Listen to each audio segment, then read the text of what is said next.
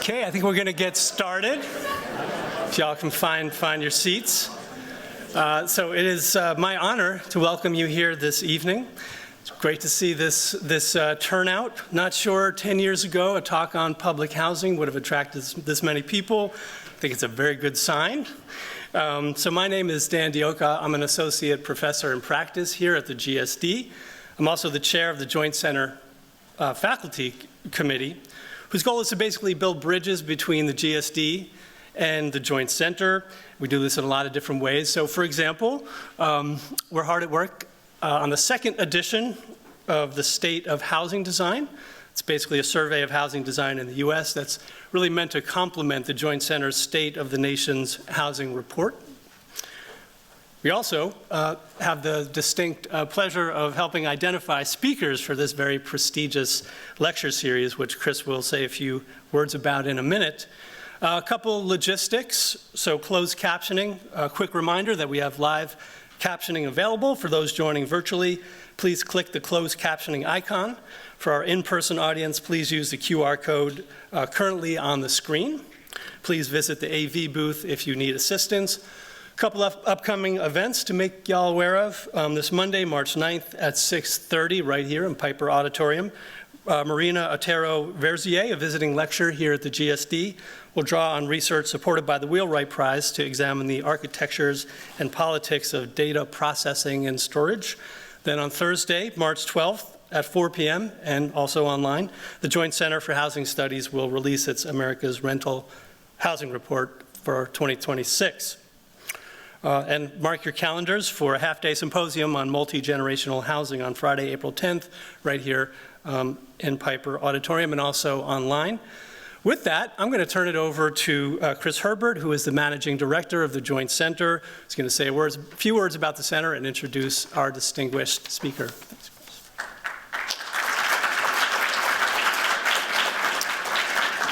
Thank you, Dan.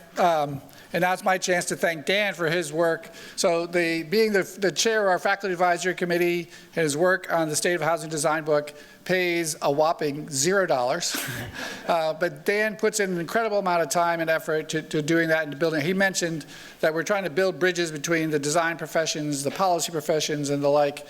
It's not hard, it's not easy to do that. And Dan is really, really important to helping us knit together those perspectives. So I'm really grateful for Dan's being an important colleague for us.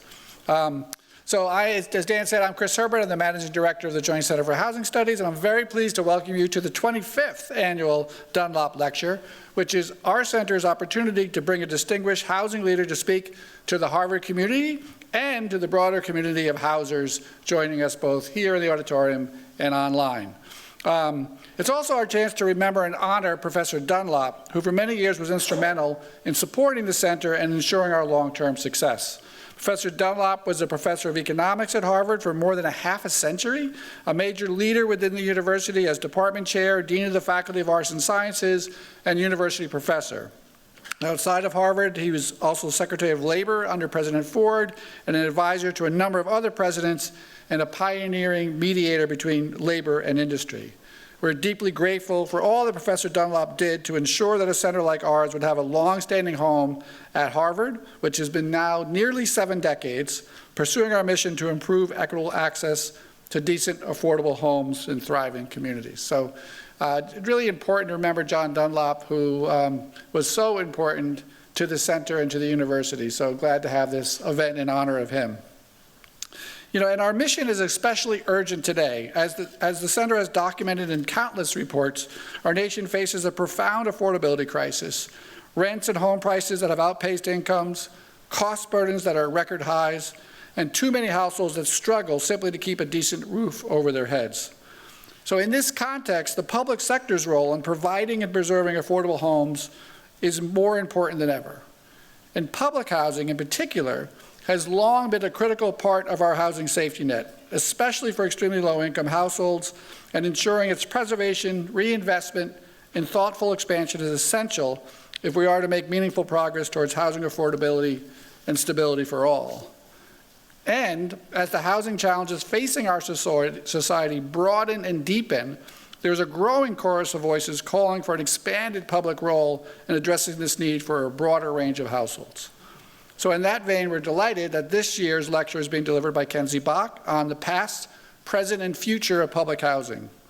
As a former Boston City Councilor and now as CEO of the Boston Housing Authority, Kenzie is a leading voice on housing justice with a career that really uniquely spans both scholarship and public service. I don't think there are too many public housing authority directors who will be speaking about John Rawls in such an authoritative way. After Kenzie's lecture, Kenzie brings a deep understanding of how ideas about housing translated to concrete policies, and her leadership offers a vital perspective on how public investment, public housing, and other affordable housing tools can respond to today's challenges while learning from the legacies we have inherited and building a more equitable housing system for the future. I first met Kenzie when she was, I think, just finished her graduate studies, and she was at Harvard, and she would show up at, back then, this is pre-pandemic, we had the Joint Center have our seminars in our conference room, and this person, Kenzie, would be there, and it's, it was very knowledgeable and very thoughtful, and I was like, who is that person? And then shortly thereafter, on the news, you see Kenzie Bok, City Councilor for the City of Boston. It's like, oh, that's who that person is. So Kenzie has impressed in every time I've ever met her. After Kenzie's lecture, we're pleased to have MIT Associate Professor of Political Science, Bernardo Zacka, to offer commentary. Bernardo is a political theorist with an interest in ethnographic methods and interpretive social science, and the author of the books When the State Meets the Street, Public Service and Moral Agency, and the forthcoming book, Institutional Atmospherics, The Interior Architecture of the Welfare State. Following Bernardo's remarks, Kenzie and I will join him in conversation before opening it up to you all for some questions. So we hope that this evening's lecture will help fulfill our center's goal of sparking new ideas and informing the policies and practices needed to address our affordability crisis so that many people can have what everyone deserves, a decent, affordable home and a thriving community. So with that, please join me in welcoming Kenzie Bok.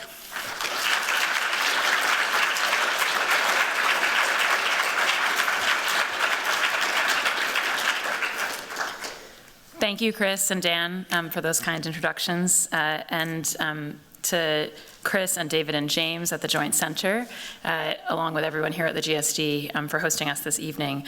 I also just want to say a particular word.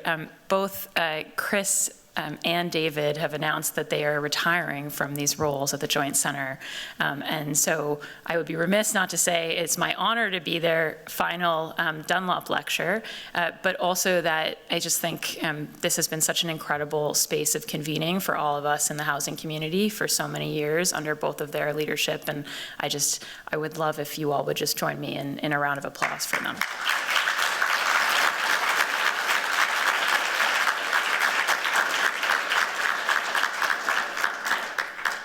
I also want to thank Bernardo for commenting tonight, and to all the housers in the audience. These are, so many people in this room, thinkers and doers, who I'm very proud to work in the trenches with. I also want to pay tribute at the start of my talk to one of the great thinkers who's an emeritus faculty member here at the GSD, Susan Feinstein, because like her, I am interested in the just city and what that could possibly mean for us. In fact, a motivating premise of my comments tonight is that here in America over the last 90 years, we have had a series of urban public housing policies without much of a coherent theory of justice behind them. And that meanwhile, in the academic world of philosophy and theory, where, as Chris said, I spent some time, we have had a lot of theoretical talk about justice which has not applied itself seriously to housing policy hardly at all. Nowadays, I live in the world of real housing policy. I have the honor of leading the Boston Housing Authority, and I wanted to put up there a few of the facts about the BHA so you have a sense of the scope and scale of what we do. And it's really as a practitioner that I want to say tonight that if we want to think about what the future of public housing should be in this country, we actually do need a theory of housing justice. We have to really think about what it is that we are doing. Tonight I'm going to offer roughly the following argument. Housing policy is one of a few things that shape human life so much that it is a reasonable measure of whether a society is just, and of whether we each individually feel adequately recognized as a full member of our own society. In my view, this fundamental importance makes housing a public good. But in this country, we have not treated housing as a public good. To the extent that we have provided housing publicly, it has been either as a sort of ancillary benefit of an economic development strategy or as a charitable activity, a program to provide a private good for the poorest people. I'm going to say tonight that not treating housing as a public good has gotten us to a place where not only low-income people, but even middle-income families and seniors cannot count on having homes in the communities that they are part of. It is deeply unnatural that in so many neighborhoods of Boston, the only way that a family with children or a senior on a fixed income can live in the neighborhood is if they are able to access BHA housing. It's not a normal situation because, in fact, all of us go through the stages of life of childhood, and we hope elder life, and to have a housing system that doesn't serve those is to treat as an accident, and a sort of unfortunate and embarrassing accident, just the normal course of human life. And I think it tells us that something is deeply broken. By contrast, recognizing housing as a public good, which we must do, requires us to take a more robust public role in securing that good through our public institutions. And one of the things I'm going to argue tonight is that specifically public housing authorities should have a much wider role than we have allowed them to have to date. For the Public Housing Authority to do its essential work, ensuring that quality housing is abundantly accessible across our society, we have to give it the tools of public finance. And this is going to be something that I speak about, especially in the last part of the talk, we have to allow it to actually build a balance sheet, not just distribute subsidies. This means, thank you. This means getting past our distrust of public institutions, whether from the right or from the left, and to learn from the past in order to design public housing authorities that can do the work of building and stewarding mixed income housing in reliable alignment with the public interest. The good news is that this work has already begun across the country in a number of housing authorities, and that I think in many respects we are in a moment of great potential for that new approach because of the intensity of the need. And so I think I want to be very optimistic tonight in a context that gives us a lot of reason for pessimism, of thinking that actually we could take a different road that would allow us to see a much more successful and just housing landscape in our lifetime.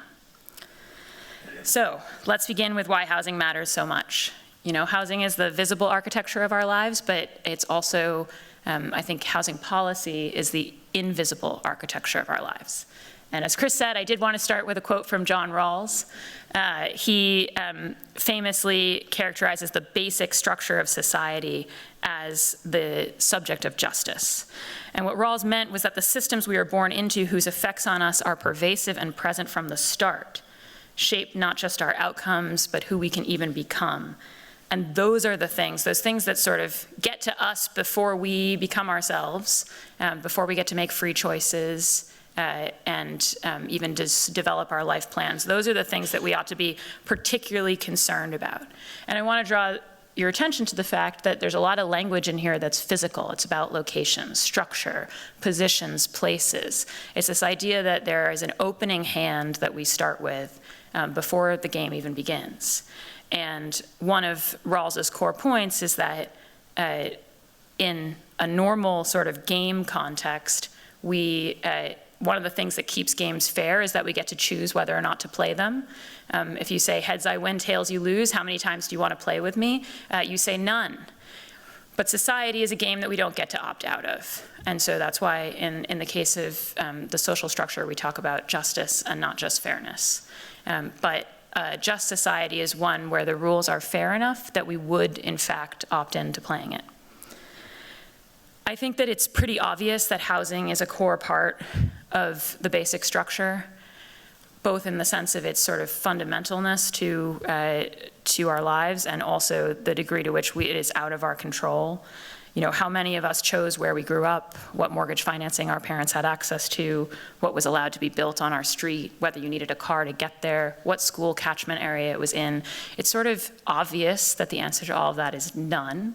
It's also obvious that all of those things were shaped by deliberate policy choices that were made. And so even though we have a tendency to naturalize housing as though it sort of happened like a result of moral luck, in fact, it's the result of a whole bunch of deliberate choices. And that's really what that's the first thing that we have to recognize, because we talk about, I grew up in a townhome or public housing or a farmhouse, the way we would talk about growing up somewhere sunny or snowy.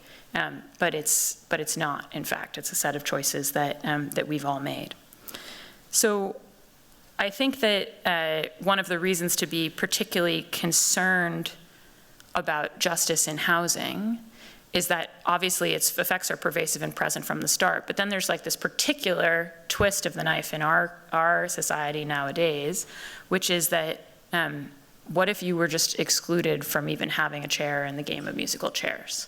One of the things that's been hardest for distributive justice philosophers like Rawls and all the people who came after him about thinking about housing is that they kind of assume that there's a circle of us and we're figuring out what would be a fair way for things to be patterned between us and what the rules of the game are going to be.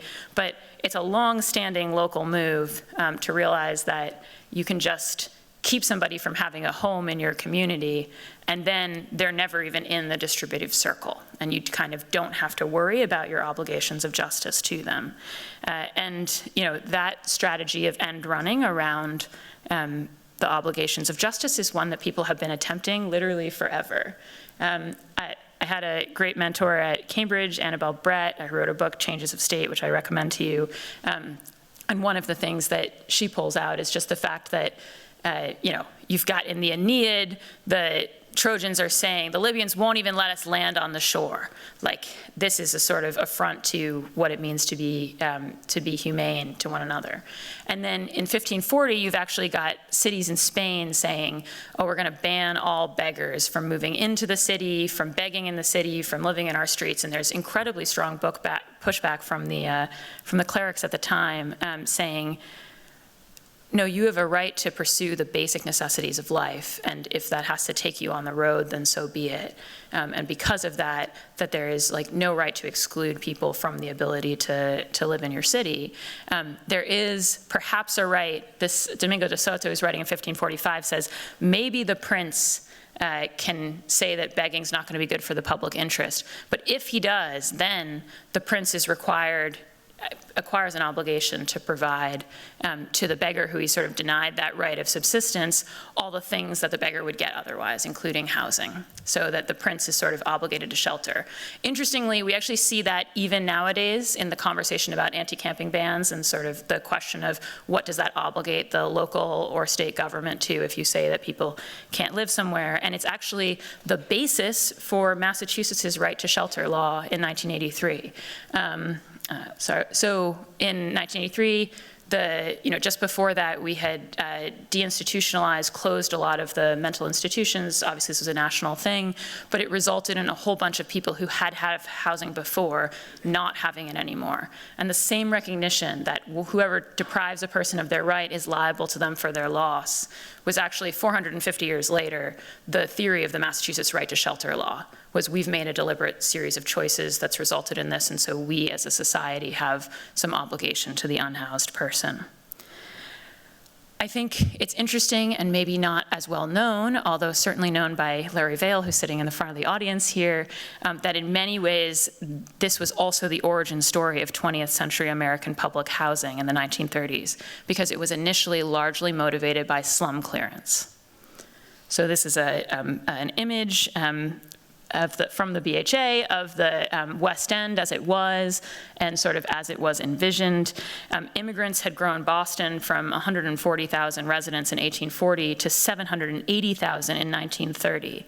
So, Boston had just grown in a huge way. It had hugely contributed to economic vitality. Boston filled in many neighborhoods, it filled its swamps in, right, to create new neighborhoods.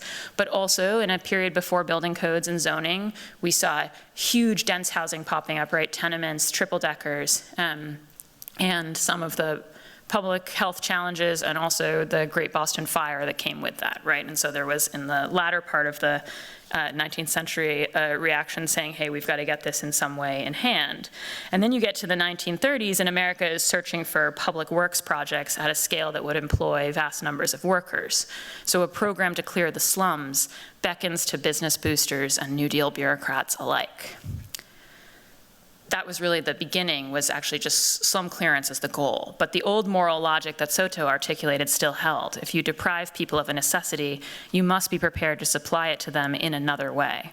Thus, public housing was proposed, notably not as a way to add total housing units, but as a way to replace one-for-one the substandard houses that were to be torn down. In fact, often American public housing programs were only allowed to build 1 unit for every unit demolished, a rule that would ensure no net gain in housing supply. This was a rule vehemently pushed for by local slumlords, as were strict cost limits on the public housing units constructed, so as to limit the supply and quality of the public option that might rival their private product. In practice, the outcome was that most of the original residents of the so-called slums ended up in more expensive housing, and only some of it was higher quality. There was a moment, however, when necessity overwhelmed these grudging original parameters for public housing construction. In Boston in the 1940s, suddenly the wartime boom created a demand for more housing fast, and the BHA began to build new developments on vacant land, rather than limiting itself to slum clearance sites. So as Larry chronicles for us, from just 1949 to 1954, BHA constructed 8,000 public housing units, an incredible demonstration of public capacity. This shows you, this is actually the whole history of our housing stock, and you can see this kind of vertiginous increase, the family units that get built very quickly, and then we start to build senior units, and then as you can see, the voucher program develops, and so there's a longer story there. But, you know, as we were building these new developments all over the city on vacant land, you were actually getting net new housing. Elected officials wanted these developments in their wards. They served veterans, former wartime workers, and poor families alike, and they featured many amenities that were nicer than the versions in older nearby housing. So you can see here, Boston, unlike a lot of cities, and again, I'm just grabbing Larry's excellent images here. Unlike a lot of cities, Boston has its public housing spread out through a very wide number of wards and not concentrated in only the least desirable areas. Often you're accessing less desirable land because that's the land that's vacant, but the location of it amongst the city's neighborhoods is very spread out, very close to jobs and accessible to transit, and we continue to benefit from all of that now. Unfortunately, no sooner had this new public housing been built than a hollowing out of urban centers began that would span multiple generations, propelled by mass adoption of suburb-enabling technologies like the personal automobile, the telephone, the dishwasher, along with attractive mortgage supports for whites, and a heavy dose of racial fear. Boston's population plummeted back down to 560,000 in 1980. So from almost 800,000 in 1930 to 560,000 in 1980, undermining the tax base and occupying public housing only with those who couldn't participate in the outmigration. Federal policy then encouraged a preference for the poorest in public housing while simultaneously withdrawing resources from its maintenance, thereby concentrating poverty without investment. Although on the surface, the policy might have appeared to be one expressing the greatest regard for the worst-off residents, this approach created an immense social stigma to public housing, which developed high vacancy rates as it became the housing of last resort. In Boston, however, this story took an unexpected turn. The BHA tenants brought a lawsuit, Perez versus Boston Housing Authority, and won, driving BHA into a court-ordered receivership to improve conditions. This action fundamentally changed BHA governance, taking us from a board of commissioners, many of whom have been quite removed from the residents, to an administrator directly appointed originally by the judge, now by the mayor, and reporting to a tenant majority monitoring committee. One can read the early history of public housing authorities as more like redevelopment authorities, focused on physical capital projects, clearing slums and building new housing, invested in the concept of designing new housing communities as though the people who would live in them would be putty in the architect's hands. Not that such thoughts have ever been thought here at the GSD. This was housing for a distant them, not for an us. But this incuriosity about the actual lives of public housing residents died at the BHA when the Perez case forced a fundamentally different kind of recognition. To put it in legal terms, the tenants now had standing. From then on, nothing major has happened at BHA without resident leadership. Even the Hope 6 redevelopments, which in many parts of the country mostly displaced public housing residents and massively reduced the number of affordable apartments, were in Boston proportionately more focused on providing replacement affordable units because they were driven by tenant advocacy. I think I saw Drew from Wynn here, Mission Maine, one of Boston's early Hope 6 developments. All of us think of that in terms of the resident leaders, all fierce women of color who really drove that and have continued to steward that community for decades since. And where residents opposed redevelopment, it did not happen. Ruth Barclay Apartments in the South End, for example, is named for Miss Barclay because she and local civil rights legend Mel King objected to the idea of redevelopment there, concerned that it would displace diverse, low-income residents of the South End at a time when so many who lived without the protections of public housing were already being forced out by rising rents. As a result, the Cathedral development, now Ruth Barclay Apartments, was not redeveloped. Throughout the city of Boston, BHA has hung on to sites in almost every city neighborhood, including many places where no low-income people would be able to live today if not for the preservation of the BHA units. Charlestown, Jamaica Plains, South Boston, these are neighborhoods where the median income has skyrocketed over recent decades, yet would be even more out of reach if the public housing residents were not anchored in place. Ironically, after decades of mobility-focused initiatives, many public housing residents in Boston are starting to get the best access to high-value amenities and wealthier neighbors by staying put. Meanwhile, over the years, public housing redevelopment efforts have evolved, I think, in a positive direction. The Whittier Choice Neighborhoods Initiative in Roxbury, which was just finished and fully occupied a few months ago, these are pictures from last month, doubles the density at a BHA site while preserving every deeply affordable apartment. And the BHA has partnered with developers to permit plans to triple the density at its largest sites in Charlestown and South Boston, replacing every deeply affordable apartment in kind, while also adding market rate apartments to the mix. Additionally, after losing units in the de-densification of Columbia Point and the first few Hope 6 developments, BHA has recently laid out plans to build back all of the 3,000 additional public housing units to which it is federally entitled. It is worth noting that these planned dramatic increases in density are parallel to when the BHA built on vacant land in the 1940s. Once again, Boston is growing, there is not enough housing, and the Public Housing Authority is able to make robust commitments to meet the need. One thing that I think comes out from all this history, and I did want to spend some time on the past of public housing, so thank you for going through that with me, is how long public housing has been mainly thought about and framed in our collective discourse as something for other people, for the people who Larry Vail calls the public neighbor. That's the people you need to provide some housing for because you are constraining them in some other way, or perhaps because you feel badly for them. I want to suggest that through their activism in the 1970s and beyond, Boston's public housing tenants demonstrated how to regard public housing as instead something for a civic us. Their work has laid the groundwork, I believe, for the practices of mutual recognition of need that fortify any concept of a public good. We will need to think about public housing as a good for all of us if we are actually going to design a stronger, more just society. Now, what do I mean by a public good? It can sort of sound like a phrase, and then you ask, well, what is that? And as Chris and I were discussing, I don't necessarily mean exactly what some of the economists mean. There are things that we think about wanting or needing for ourselves when we're in a mindset of self-interest. And then there are things that we think it would be nice for other people to have or for us to give it to them when we're in a mindset of charity. I want to suggest that when we're thinking in the public interest, we're in neither of those mental places, neither self-interest nor charity. Instead, we're thinking about ourselves and others as identified together. Thinking in the public interest means thinking about the kinds of things that I need as a person, and simultaneously recognizing that I'm a member of a class of persons, all the members of the public, who need those things as much as I do. There's a kind of mutual reliance on that recognition being reciprocal. Partly because we realize that the public goods are too big to secure by ourselves, but partly because we realize that if these public goods were not secured, things could get so bad that we would understand why someone, whether it's us or someone else, would seek to either quit or topple the game altogether. I think the good news is that this public-mindedness, it sort of sounds like an in-between state, but it's actually a way that we all know how to think. And thinking like a member of the public is much easier for us than thinking with the charity of a saint. Thinking as a public has been a hallmark of local American communities since before Alexis de Tocqueville described it as enlightened self-interest. And in Boston, we have evidence of our capacity to think this way all around us, in the many public goods that we already share.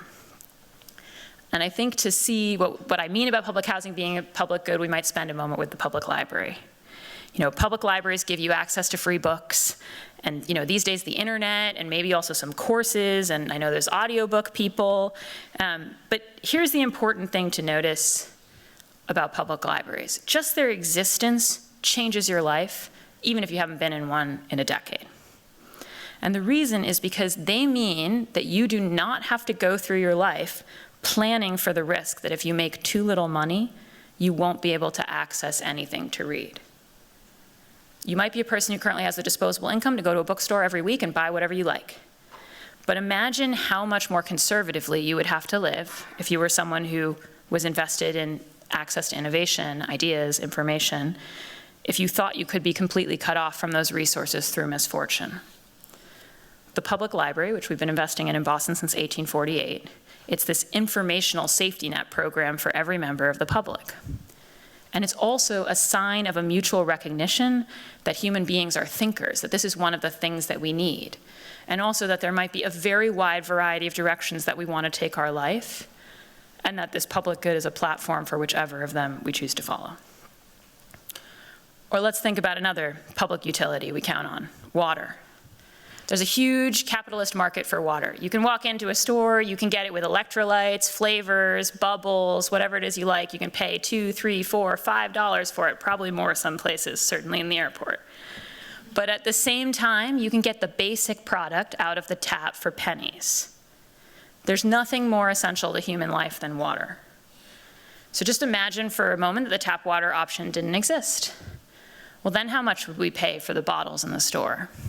$10, maybe $20, maybe more. We'd be sitting here thinking about where's our next bottle of water gonna come from. We'd be taking a second job to have more water for our kids. Plentiful potable water doesn't come about by accident. A huge amount of public investment has been poured into making it possible. And in Boston, we even flooded 4 towns in order to secure the supply. As Michael Rawson has chronicled, there were huge debates in the 1800s about whether water should be provided publicly or privately. So I think water infrastructure, like public library infrastructure, is a really fundamental example of how your life is shaped by what Rawls would call the basic structure, how certain institutional arrangements have a pervasive effect on the possibilities available to you. So what would it mean for housing to operate as a public good in a similar way? In a dense city like Boston, the jobs and the institutions and the resulting opportunities are all concentrated in the center. This is a city that especially benefits from what sociologists call network effects. There's a huge amount of benefit to being integrated into our local network. And you know, that benefit you could think about in terms of jobs and economic development and the innovation economy, or you could think about it in terms of kinship networks and community support and public resources. But either way, imagine how much pressure you would be under if you lived under the threat of being exiled from all those benefits, of being cast out of the network altogether, because you couldn't pay half or more of your income in rent. A lot of people, including probably some people in this room, don't have to imagine that. That's literally how we're living our lives right now. So many people here in this city and so many other high-cost cities. Because we do not treat housing as a public good, we do not have as a component of the basic structure of our society a housing system that ensures that you cannot be pushed out of your chosen community by economic misfortune. Just not something we can take for granted. From time to time, contingently, the stars may align, but it isn't something that our society is concerning itself with ensuring. In fact, we have a housing system that increases the odds that will happen because through public land use restrictions and permitting rules and property law, we have a regime of rules that prevent you from constructing or purchasing houses cheaply. And our economic system has encouraged forms of investment in housing construction that run on a boom-bust cycle and will not supply the next marginal unit needed at a reasonable price. And our political taxation system rewards those who have money already to buy a home, subsidizing wealthy mortgage holders far more than the poor renters that we house at BHA. So in fact, it's not that we have a basic structure that is silent on housing and we need to add housing into it. We have a basic structure that is actively pushing people out of the circle. You don't have to go home, but you can't stay here, we end up saying to so many people. And in fact, so many people are now caught in the trap of this housing injustice that it has turned us to talking about social housing. As Chris mentioned, what we mean by social housing is really taking housing seriously as a component of the basic structure of the society, making sure that it's designed to secure for people sufficiently safe, decent, affordable housing so that they can become fully formed and pursue their goals and not be exiled from their community. But in the balance of this talk, I'm going to continue to talk about social housing as public housing. Because as you will see, I think it's quite important that the public claim our role in providing it.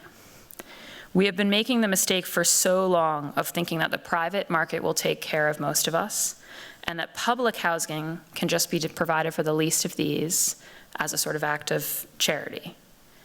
Now we're starting to see that this has led us to a housing system, that's really structured more like a sieve. The holes are intentional, and so many people are clinging to the edges, just trying not to fall through them. The private market will not provide adequate housing affordability for our community because the returns that the capital that backs new housing production demand require rents in the stratosphere. So if enough production happens to start to moderate those rents, then the production freezes. If we were to get rid of zoning and building codes altogether, we could solve that problem by making it super cheap to build. But that's obviously challenging, and also it wouldn't be conducive to living altogether more and more densely, right? Although there are lots of things about zoning and building codes that many of us would like to change, there's also a lot of intricacy to how to figure out how to have more people live together.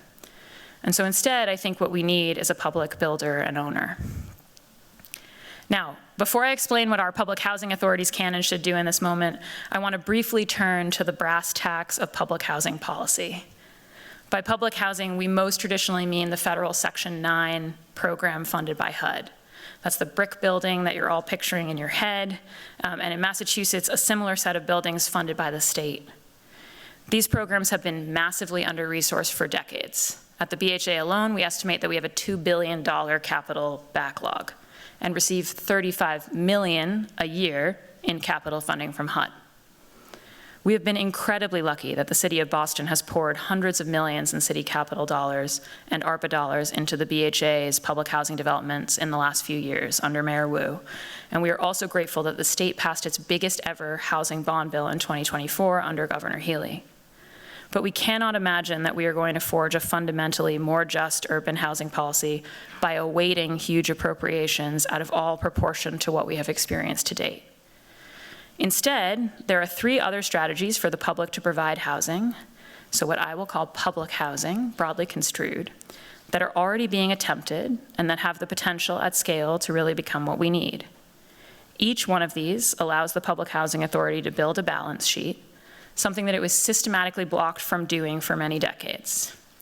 Once it has that balance sheet, it can plow the marginal profits back into more housing creation and acquisition activity, and that's what gets us a virtuous cycle, the kind of flywheel that can really take off at the scale of our problem. And I do just want to note that I don't think that this in any way means that you're aspiring to a world where only the public provides housing, but I do think you're aspiring to a world like the world of water, where the basic product is available to people, and then there's an option for the luxury product as people may choose. So firstly, one piece of the puzzle is replacing public housing units with project-based voucher units. This means tying a Section 8 certificate or something similar to a physical unit that then houses eligible families rather than giving the voucher to the family themselves. Housing authorities have been making this type of conversion for decades now. This is not new. None more successfully than the Cambridge Housing Authority, we're here in their area, which has converted all but 60 of its federal public housing units in this way. Cambridge took this step so early that they have become one of the country's best demonstrations of the great advantage of this strategy of building a balance sheet. Because the Section 8 vouchers pay the housing authority equivalently to the rents received by private landlords, rather than the extremely low annual per unit appropriation for public housing, the CHA receives cash flow that it is then able to spend on new housing development efforts. This creates a virtuous cycle where the housing authority has excess cash, uses it to build new housing, then earns fees, which it can also use to build new housing. But this model is still fairly traditional in that we are generally talking about 100% affordable developments, which still rely on federal vouchers. An example of this strategy at BHA is our St. Botolph building, which is an elderly disabled development in the Back Bay, where we currently are doing a comprehensive rehab and deep energy retrofit, going to 100% electric and a whole bunch of other improvements, backed by Mass Housing and the AFL-CIO and Housing Investment Trust, and funded through conversion from public housing to project-based vouchers. So that's an example of something we're doing, but I want to give Cambridge the credit where it's due for doing this for a long time. A second strategy is the one being pioneered by the Housing Opportunities Commission of Montgomery County, Maryland, which has set up a revolving fund to allow it to stake itself as a limited partner, meaning the majority owner of new mixed income housing developments. The majority market rate apartments help to subsidize a higher than usual ratio of affordable apartments. HOC gets full tax abatement on any properties it owns in this way, but also agrees not to dramatically increase rents year on year, even the market rents, and to abide by a number of other good landlord practices. The idea here is that the public institution, by having less need for profit, can still make housing development happen when private housing development has ground to a halt because of high interest rates. And this approach has many advantages over pouring public subsidy into a private development deal, as past counter-cyclical public interventions have done, because the significant long-term value growth accrues to the public side. In other words, it builds the public balance sheet for more housing production. The BHA is beginning to do a version of this ourselves. It's a little bit different from Montgomery, but in a similar vein, led by the conversion of Building F at BHA's Bunker Hill development, a new 266-unit mixed-income passive house building, which will be constructed with our partners Leggett McCall Properties, I saw Addie here tonight, and JJ Corcoran, under a project labor agreement. That housing that's being created will be governed by a tri-party agreement and management plan that we've determined in concert with our Charlestown Resident Alliance of BHA public housing tenants. And so I think it's really a wonderful example of where we're developing this sort of public value muscle, but also with private partners, with resident leadership, with high labor standards, and really beautiful design and very green buildings as well. So this is our first building, Building M, which is 100% affordable and funded in a more traditional way. And this is the announcement that we did with the mayor about a year ago about the funding for the equity stake. A third strategy is acquisition. By existing occupied market and mixed income housing, HACLA, the housing authority of the city of Los Angeles, is currently undertaking this strategy to great effect. The key here is to purchase occupied buildings that will positively cash flow. Since the housing authority does not need to earn the same return as a private investor and may not be subject to the same level of taxation, it can accept a lower cash flow, which should allow it to acquire and preserve more naturally occurring affordable housing. So the kind of low rent apartments that are not protected by a deed restriction. This could include a scattered site portfolio of smaller buildings as well. And I should say we've seen also nonprofits be part of this solution in Boston. The Blue Line portfolio in East Boston is sort of a form of this. But again, it remains important that the housing authority in this model not acquire properties that are already in the red, since part of the purpose here is to have that robust balance sheet so as to continue expanding the portfolio that removes units from the speculative market. All three of these strategies are focused on building that balance sheet so that we can build a publicly held housing ecosystem, a large portfolio of housing that is held for the primary purpose of providing housing, and the secondary purpose of providing cash flow and fees to enable the public entity to construct or purchase yet more housing. A private for-profit entity cannot do this in the same way because it is driven by the profit motive, so it will not plow back the same proportion of earnings into further housing. A private nonprofit entity could, in theory, take similar steps, and in some cases, like I said, they do. But once you realize that you need to treat housing as a public good, then I would argue there are at least three reasons to think that a public housing authority is the best kind of entity to lead the way. And in the final portion of my remarks, I'm going to focus on why the PHA because, public housing authorities, they've presided for many decades over the system that I described at length in the history. And so as a result, right, often they're not the first entity that people think of to undertake large and ambitious public-focused plans. However, it is what they were designed to do. So one reason, I think, to really look to public housing authorities is their suitability. Public housing authorities have generally been established with the land use powers, ability to create subsidiary corporations, departmental structure for real estate development, yet with the tax-exempt status and other privileges of a government entity. Both tax exemption and the lack of a profit motive combine to create savings that can be used for mission-driven purposes. Few entities blend nimbleness and public accountability in quite the same way. I think to recognize these advantages, we do need, we need both the right to step back from its sort of unreflective endorsement of private enterprise's superiority in all things. On that, I would just say that we have tried the route of having the market provide all the housing that we need, and we do see that it's not happening.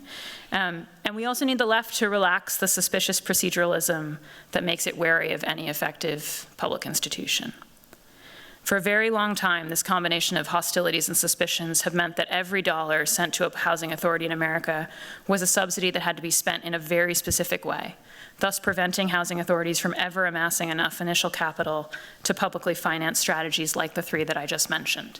And it should be noted that the reason that Cambridge got started so early on the strategy that I mentioned before is that about 25 years ago, a small set of housing authorities got something called moving to work authorities, the most significant aspect of which was that because it sent them their money as a block grant, it allowed them to amass amounts of capital to invest in publicly owned projects that was not, didn't have those hooks on it that prevented it from being used in that way.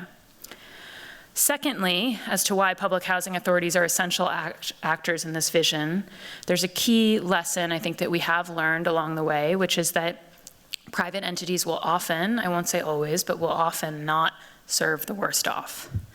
Even in public housing redevelopments nationwide, private partners have frequently left the public housing authorities with only the tenants with the greatest challenges, concentrating poverty and reinforcing the sense of stigma associated with its housing.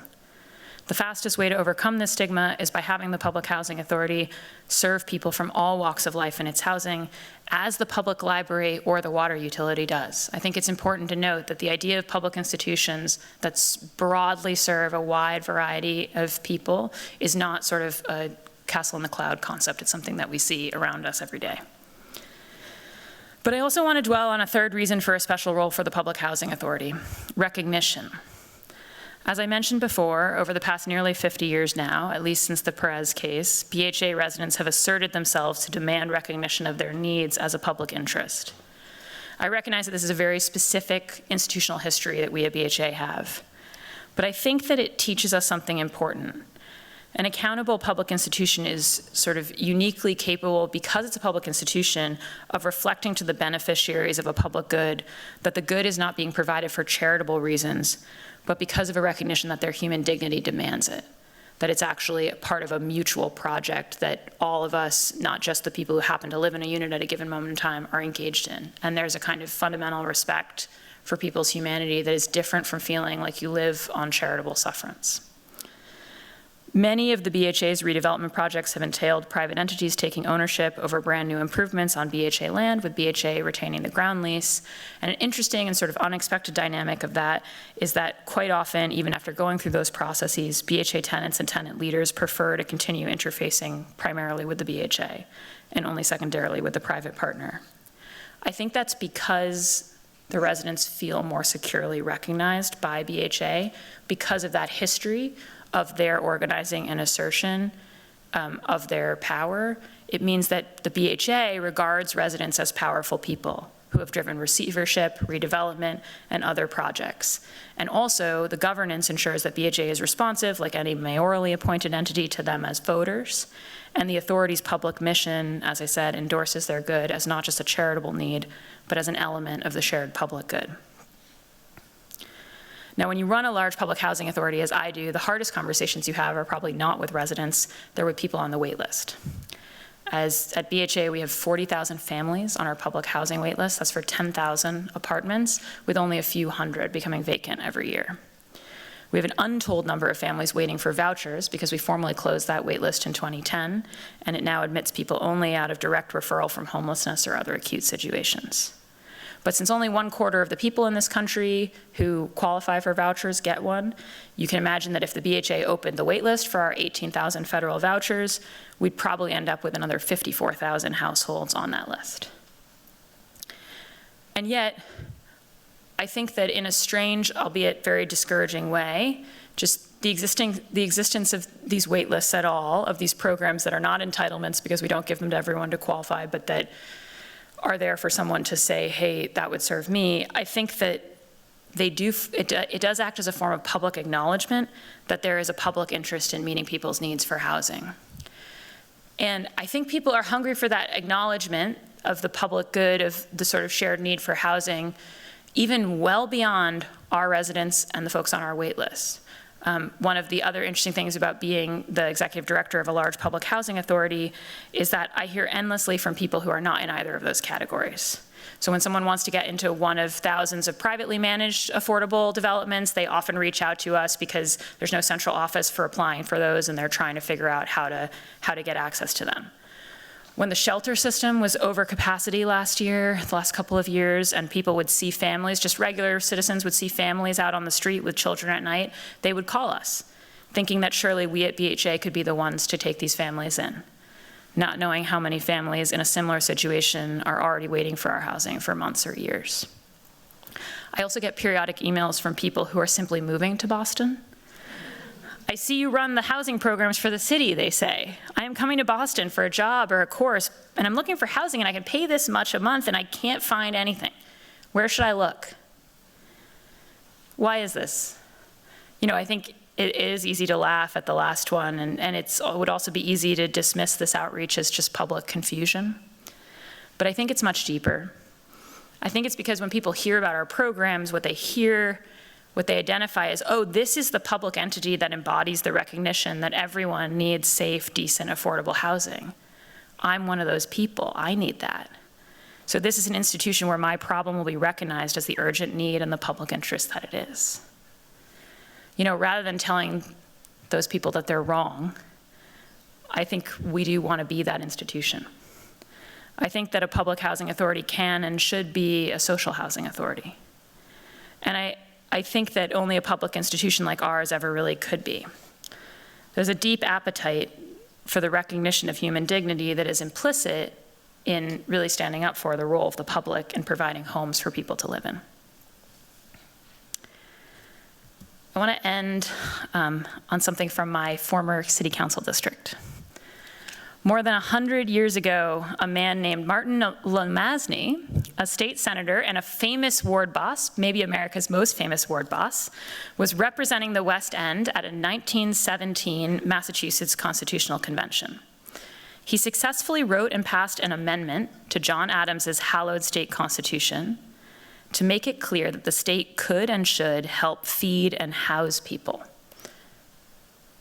His amendment reads, "The maintenance and distribution at reasonable rates during times of war, public exigency, emergency, or distress of a sufficient supply of food and other common necessaries of life, and the providing of shelter are public functions." Lomasny penned that amendment before John Rawls was even born, but by public functions, he means the same thing as basic structure. He meant that we cannot have a just society without concerning ourselves with whether people, ourselves and others, can access the basic necessities of life, including a place to lay their heads. And he knew that supplying those needs had to be recognized as a public good and is ultimately a responsibility of the public institutions when the private market would not deliver it. I don't think it's an accident that Lomasny is the one who proposed this amendment and that he whipped the votes to get it passed, and it's still in our Constitution more than 100 years later, and that he is also famous for having perhaps the most intimate connection with his voters of any Massachusetts elected official ever. He was able to deliver 95% of the votes in his ward with an endorsement. His West End constituents lived in a dense, richly networked immigrant tenement neighborhood adjacent to the Massachusetts General Hospital and the many jobs of the Boston docks. But they also lived in overcrowded, under-resourced conditions, Someone always needed more housing or food than they had. 40 years later, that intensity of need became an excuse for wholesale clearance, and they would be largely displaced. Some, not most, would secure places in new BHA-owned public housing in other neighborhoods. I've met some of the former West Enders who continue to live in developments around the BHA, but none of them in their own. In other words, they were betrayed by the promise of public housing. For them, it really did just mean slum clearance. But we can imagine that situation redeemed in a different world with a more just basic structure of society by imagining what the West End would look like if we used our proposed tools for public housing. Using the tools I propose today, some of the West End buildings could have been stabilized by project-based vouchers so that residents could pay only 30% of their income as rent. Others of the buildings there could have been acquired by a public landlord that simply kept the rents as they were, not raised them as fast as the prior slumlord owner, and invested some funds in maintenance fixes. And perhaps there might have been a vacant lot where the same public landlord could have built something new, using its cash flow from the other two strategies to fund pre-development of a new mixed-income building built by laborers who earned enough to afford their own rent. Imagine if these had been the tools with which we met the public exigency of the West End's need for investment in the 1950s. This is an unrealized past for public housing, but it could still be a possible future. Thank you all so much.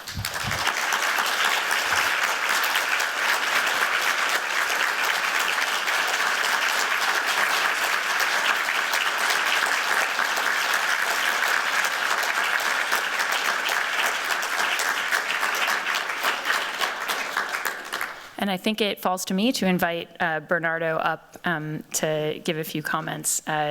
Bernardo is somebody whose work I think with all the time, and might be the person who has written the single most thoughtful book about how to be a public bureaucrat. So we're delighted to have him.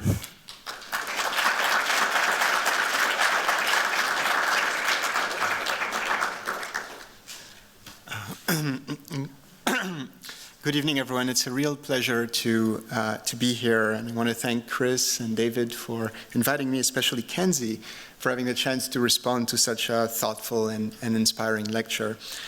Years ago, after I finished my PhD from Harvard, I was at the Department of Government just next door, I took up a postdoctoral fellowship at the University of Cambridge in the UK.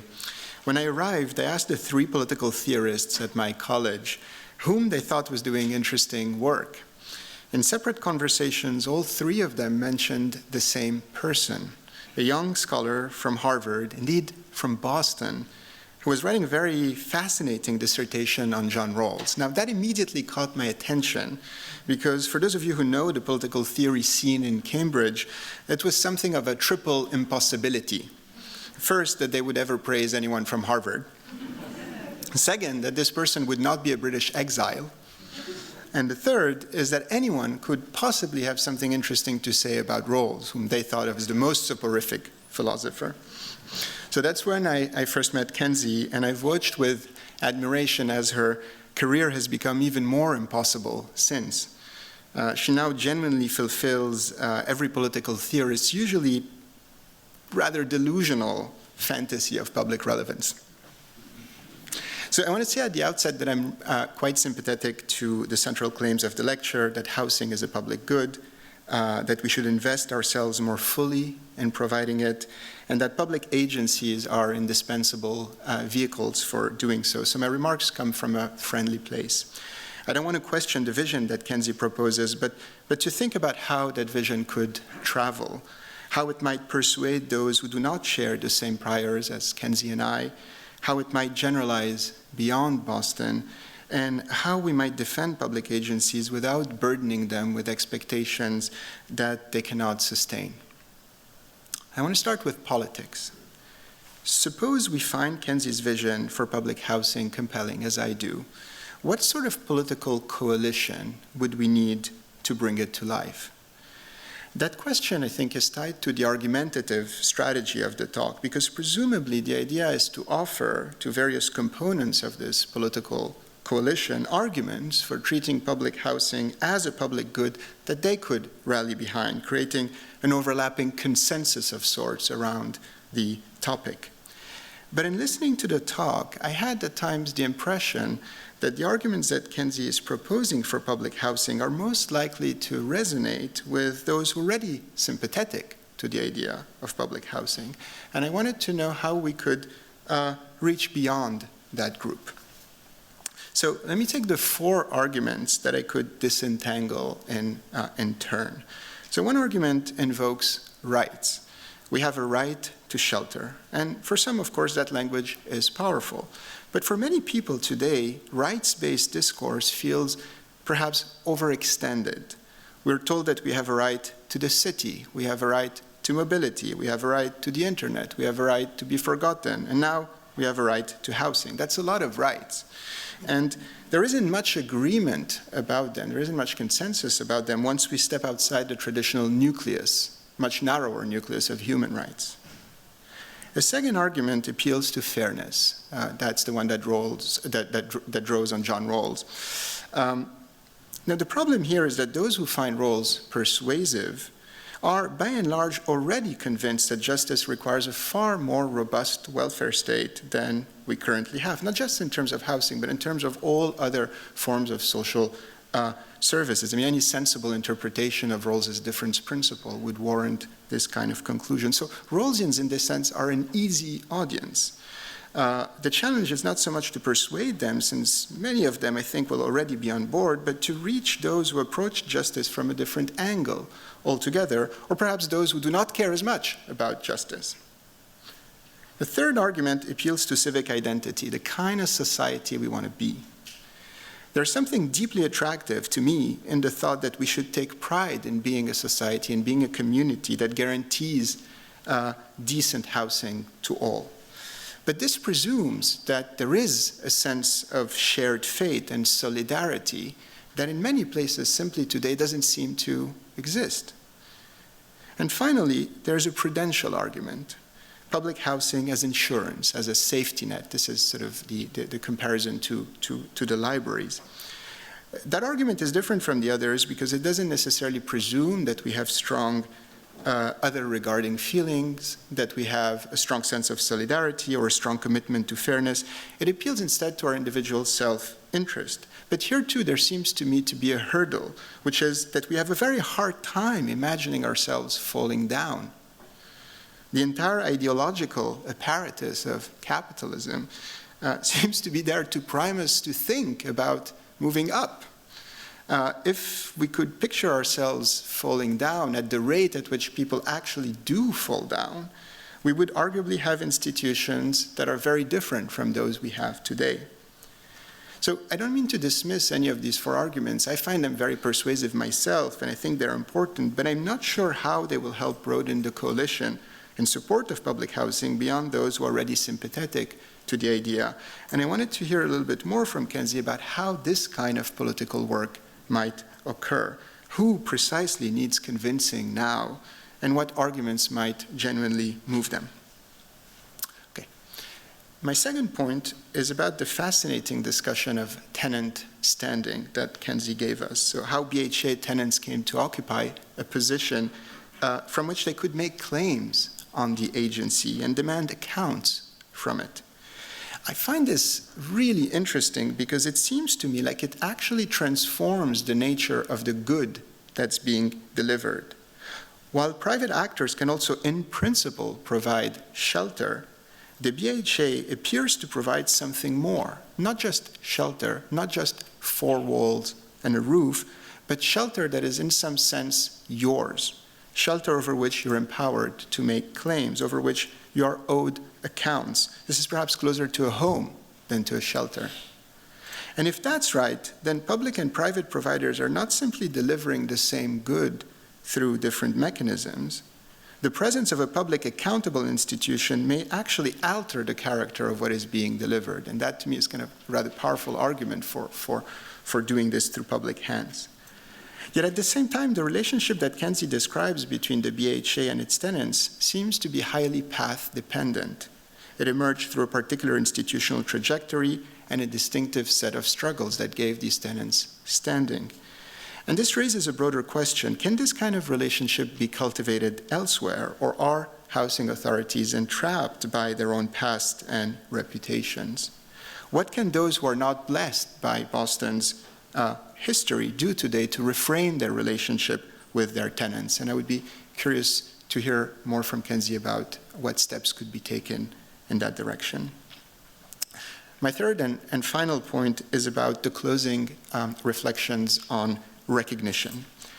Kenzie suggested at the end of the talk that accountable public institutions are uniquely positioned to communicate that housing is not charity, but something owed in recognition of human dignity. I find that expressive message enticing. But at the same time, I wonder whether public service agencies are so structurally constrained in their ability to realize that, to actually deliver this message, that perhaps it's not the right horizon for them to aspire to. Institutions like the BHA, like most public service agencies, typically perform three functions at once.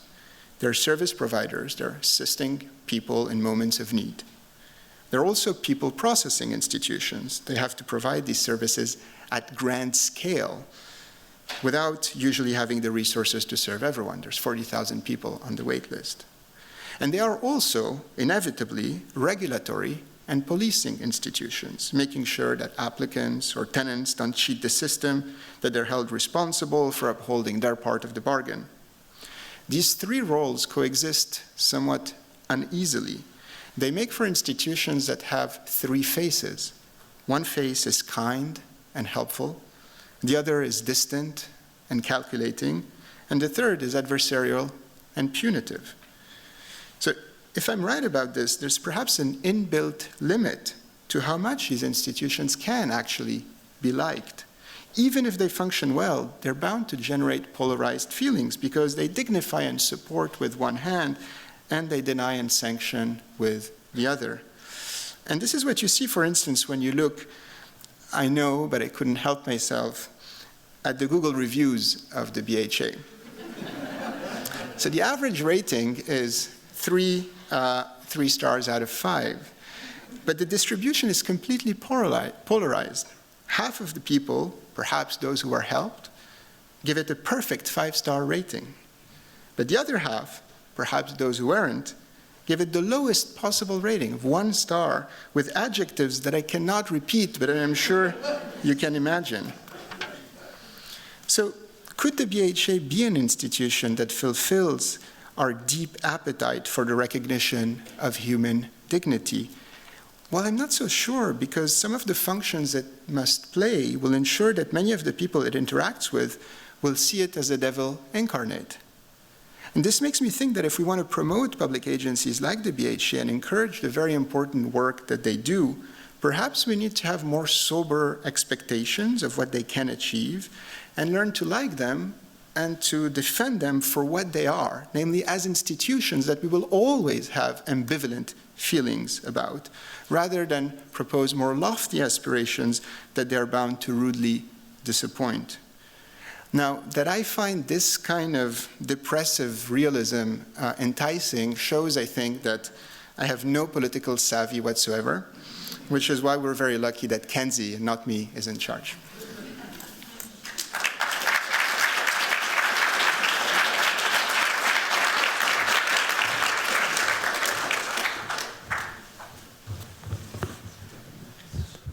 Well, thank you to you both, Kenzie for a really wonderful lecture, and for Bernardo for doing my work and framing a great conversation. I'd like to start with your first point about the politics of this and what it would take to bring this to fruition. Kenzie, so you were a city councilor. You're a politician. So what's your campaign? How are you going to build your movement for this? Former politician. I think it's funny. I think most things in this country that we've sort of done together in a more public-spirited way have come out of a sense of necessity.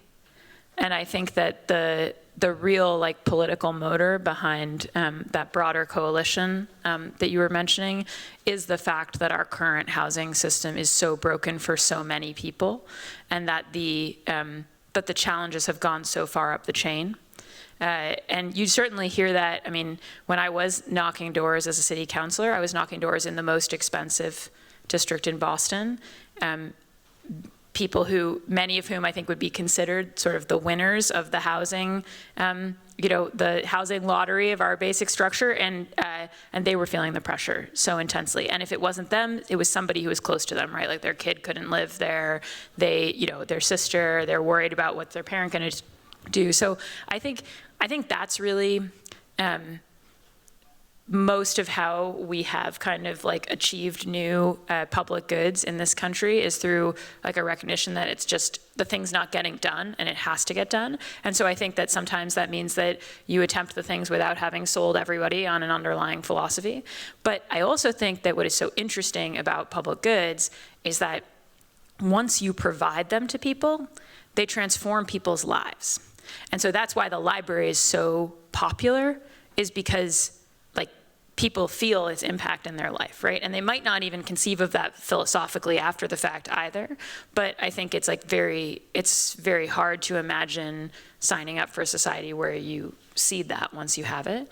And I really think that like with housing, I just think that the degree to which like we aren't even able to sort of like remove our blinders and think about the ways in which we could all like hold our heads up and look around us and like do more things if the housing pressure that's intensely on so many people was not there. Like I think it can hardly be overstated. Just, everything from creative work that people could do, like the way that families could stay together, the kinds of like intergenerational communities we could live in. Like there are just so many things that are off the table. And so I think necessity is the mother of invention. So what strikes me in some ways is a little bit of a chicken and the egg problem, which is that what you're describing is that there's a much broader housing problem, and therefore there's a need to provide this housing that would help a much broader class of people and who you're describing. But until you can have a system that you can provide that housing, I'm still going to look at public housing and saying that's for the poor. That's for my neighbor, not for me. So so you almost have to kind of build the plane while you fly it. So what's the path to kind of starting to expand the tent and see people see themselves in that tent? Yeah, so you're definitely building a plane while you fly it. And I think that's why I kept mentioning in the latter part of the talk the sort of balance sheet, and that's not necessarily like the language that you expect to hear us talking about in public housing, but I think just the reality is that like any mixed income building that the housing authority can actually own and demonstrate is successful becomes its like own proof of concept. And so I think the good news is that you don't need to do it all at once everywhere in order to sort of convey the possibility. Conversely, in Boston, nothing has ever happened until it has happened here. So it doesn't help you that like there are publicly owned mixed income buildings anywhere else in the world. Like you have to achieve it here in Boston for it to be a possible thing. Bernardo, what do you think? Can we expand the tent in a way that brings more people into this movement? Well, I don't know so much about the realm of public housing, but I have over the past few years been writing a book on public employment offices. And public employment offices face a similar kind of problem, namely that they tend to attract people that employers don't necessarily want to employ. And so these employment offices find themselves forced as a way to kind of improve their own operations to attract kind of higher skilled workers. And so it's kind of a chicken and egg problem because you need to get these people in, but they don't want to come in because the place is stigmatized. So how do you kind of get out of this problem? And it's kind of fitting that we're at the GSD because I think that architecture in this case is sort of as a real component of this story. So the institutions present a different image that attracts a different clientele, and that's the thing that effectively kind of kickstarts, bootstraps the process. And of course, that doesn't work unless the institution can really deliver. but it gives the institution a chance to deliver. And so I don't know if there's a place. It's something actually that I was curious in terms of something I wanted to ask Kenzie about. If there's a place perhaps for design and for architecture as well in the social housing project. And you showed us these pictures from Charlestown, right? They're quite attractive. Yes, definitely. And I think it's funny, at Charlestown, we went through a whole public permitting process, and there was quite a lot of concern about the fact that we were going up and that the buildings were going to be taller than the current 3-story brick buildings. Concern, I should say, mostly from people up the hill looking down at the public housing development, not concern from our residents. And we've built the first one, I showed you it under construction, Building M, and now the response of many of the people who were opposed to this is, well, why haven't you gotten more of them up yet? I mean, there's just like, and I have heard from all quarters sort of very positive feedback about that building. It's a beautiful building. I only put that one aerial and not sort of all the interior, but one thing that's lovely is because it's mass timber and because of some particular choices that the design team made. And again, I want to acknowledge Addie Grady's here from Leggett McCall, who's our very intimate partners on this. The ceilings of all the apartments in that building have, it's like a wood floor, but on the ceiling. And it's just beautiful, and there's like a particular kind of lightness to it, and a real kind of sense of high design that I think just our residents just have been incredibly pleased about, and it's definitely been like kind of the poster child sales for us doing more buildings there. And I think, you know, we're really looking forward to a similar dynamic at our South Boston development, Mary Ellen McCormick. We're doing a similar tripling of the density that I mentioned. We've got the first building underway with Wynn right now, and I think we're very much looking forward to that opening for a lot of the same reasons. I'm curious, so what was the process you went through in Charlestown to design those buildings? Was there, did you come in with the specifications? Did your design, how did you end up with those beautiful wooden ceilings? Well, I think the BHA initially was coming in with how do we cross-subsidize replacing these brick buildings from the early 1940s, which are not getting any younger, and which you really can't retrofit for a lot of the modern amenities that residents need. So for instance, like based on where the walls are, you often can't make good ADA compliant apartments in those buildings. And so I think the BHA was coming with a very, very functional kind of like approach, which was both, how do we get the money to replace these? And then like, we want to make sure that we're replacing the public housing units. And the density, the additional density on the site from the housing authority's perspective was initially very much just about cross-subsidizing.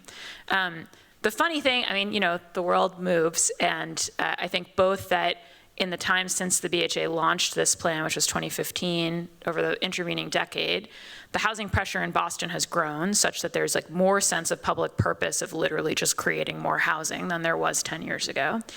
And also, frankly, the market housing production world has sputtered such that the cross-subsidy engine is not what the BHA thought it would be when we started. And so that's presented a bunch of challenges.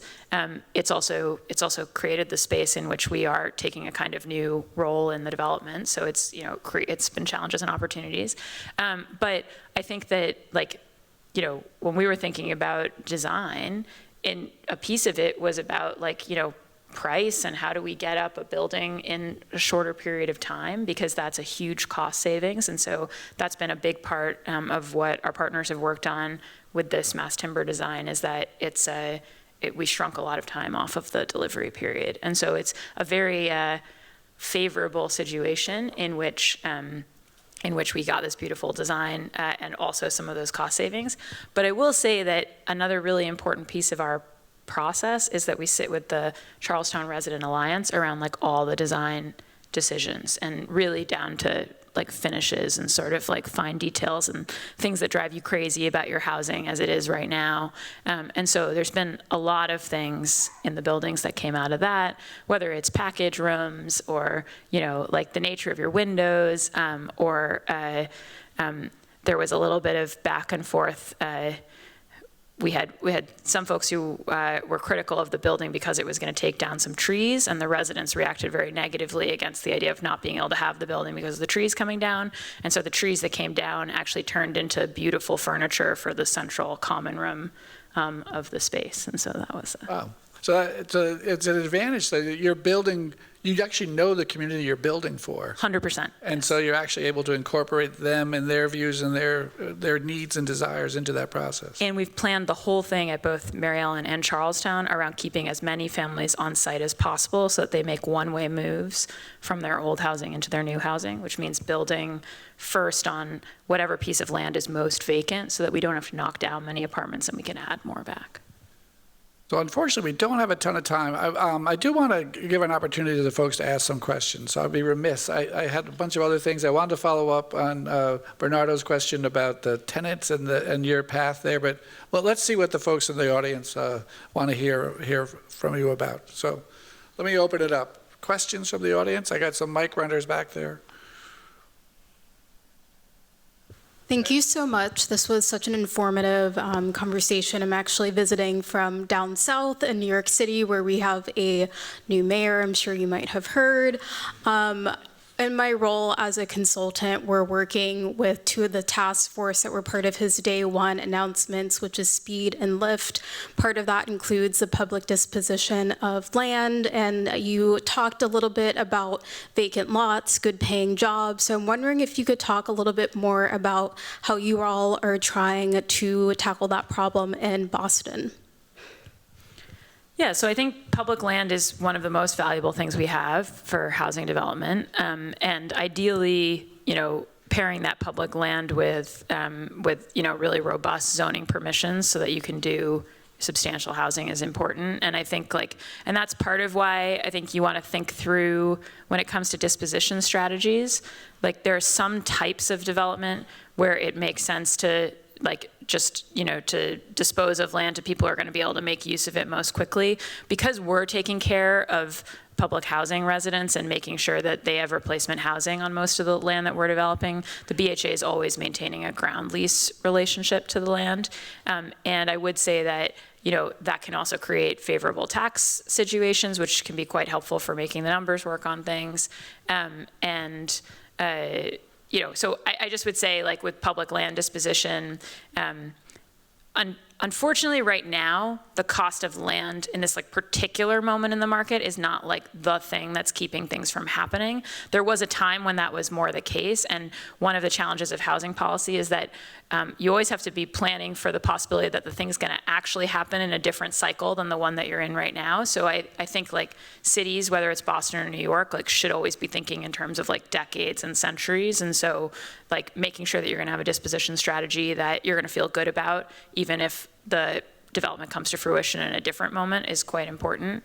BHA is a big believer in high labor standards and in the idea that if you are actually trying to envision a different world of less housing pressure on everybody, then the two sides of the coin are that people both need housing that's more affordable and they need to earn a wage that allows them to afford more housing, right? And so we try to have the types of projects where we're supporting both sides of that equation instead of pitting them against each other, because you just don't see how you get to a kind of long-term solution otherwise. Great. Other questions? Yes, right here, Bish. Thank you. It was a wonderful, wonderful presentation, Kenzie, and also I love Bernardo's questions to you. I have one thought about this, how to get a support, and this came to my mind as I saw your slide of the library.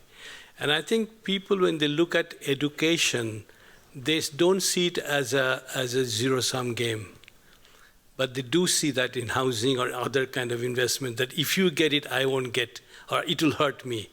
And so right now, with the national climate against immigrants, this is very clear why that reaction is, because people see it as a you win, I lose. And so the housing, I'm struck by the commodity called housing, or you are calling it not a commodity, a public good, how to frame it in such a way that it's not seen as a zero-sum game. Yeah, I think that, so I think this is where like increasing density actually can be really helpful. Like for instance, the BHA, we want to be providing more housing, including to a more mixed income population, but we believe fiercely in housing the really low income people who are like at the heart of our mission. And so what we're not interested in is some of the early Hope 6 dynamic of you trade out apartments for lower income people for higher income people. And so that's where like, you know, you've got to have like more is more, right, to get over that kind of zero-sum sense. I also do think that those of us who are urbanists like need to be a little bit more vocal about the benefits of more people. Like everybody wants a great coffee shop, but like someone's gotta buy the coffee. Like everybody like wants to have like community gathering places, but like you need people who can walk to the community gathering place. Like I think that we have to help people to see the reality that's all around them in the city, which is that more is more, and that you get more public goods that everybody benefits from when you have like a density of folks. And you need, I mentioned this briefly in my talk, but like the more dense communities you have, the more important design becomes. So I'm super grateful for the work of the many people in this room who are like architects, because you really do, you know, that's a piece of getting past the zero sum too, is thinking about how do you actually make it a pleasant experience for everybody. But I think that there really is a like sort of more than the sum of its parts collective good aspect of really investing in the city together, and we have to be unapologetic about asserting that. Bernardo, do you have anything to add to that? No, I think it's a fantastic question. Yeah. Well, we are at time. This conversation, I would love to have this conversation go on for longer, and I think we probably will once we turn the lights down. Because I really appreciate the very, very thoughtful, provocative lecture. I think this is an incredibly important issue for our time, is how do we address the housing need of a broad swaths of society? I think what's on the agenda now is the fact that the public sector has to play not just a role in facilitating it, but a role in leading it. And I think for that to happen, we need to have effective public servants who are leading us and making the case. So I want to thank you for being an effective public servant who's leading us in making the case to the world in which we can have a stronger, more robust public sector providing this good, along with the private sector as a partner. But I think I appreciate your work in this space, and I look forward to seeing how you continue to make this come to fruition. And Bernardo, thank you so much for your really thoughtful comments. I think you've really advanced the conversation. So please join me in thanking both of our speakers.